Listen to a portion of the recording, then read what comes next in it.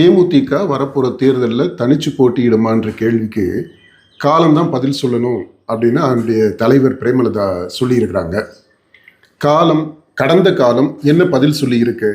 2006 கட்சி ஆரம்பித்த சில மாதங்கள்லேயே முதல் தேர்தல், சட்டமன்ற தேர்தல், அதில் தனிச்சு போட்டியிட்ட தேமுதிக 8.4 விழுக்காடு ஓட்டு வாங்குறாங்க.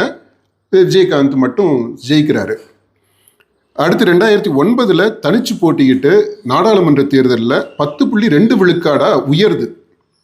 அதுக்கப்புறம் 2011 அதிமுகவோட அலையன்ஸில் 49 தொகுதியில் போட்டியிட்டு 29 எம்எல்ஏஸ் கிடைக்கிறாங்க. 7.9 விழுக்காடாக அது குறையுது. அது 10.2 7.9 குறையுது. ஆனால் எம்எல்ஏஸ் 29 எம்எல்ஏஸ் கிடைக்கிறாங்க. அது பயங்கர உச்சத்தை எட்டுனது மாதிரி.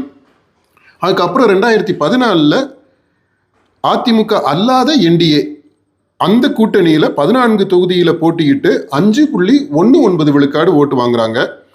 2016 மக்கள் நல கூட்டணின்னு வச்சு 105 சட்டமன்ற தொகுதியில் போட்டியிட்டு 2.41 விழுக்காடு ஓட்டு மட்டும் வாங்குறாங்க.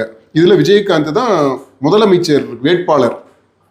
அதுக்கப்புறம் 2019 அதிமுக பாஜக சேர்ந்த என்டிஏ கூட்டணி அதில் 4 தொகுதியில் போட்டியிட்டு நாடாளுமன்ற தொகுதி 2.17 விழுக்காடு ஓட்டு வாங்குறாங்க.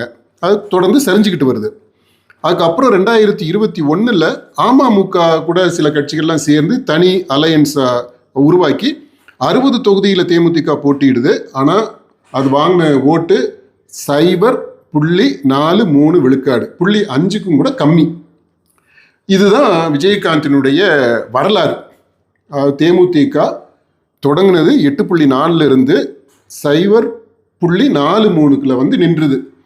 அதுக்கப்புறம் அவர் இறந்துடுறாரு. இறந்த பிற்பாடு பிரேமலதா தலைமையில் 24 தேர்தல் 5 தொகுதியில் போட்டிடுறாங்க அதிமுக கூட சேர்ந்து.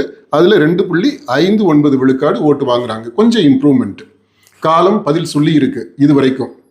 அதாவது தேமுதிக தனிச்சு எந்த தேர்தலையுமே நிற்க முடியாது அப்படின்றதான் காலம் சொல்லிய பதில். அந்த பதில் தான் வரப்போகிற தேர்தலுக்கும் பொருத்தமாக இருக்கும்.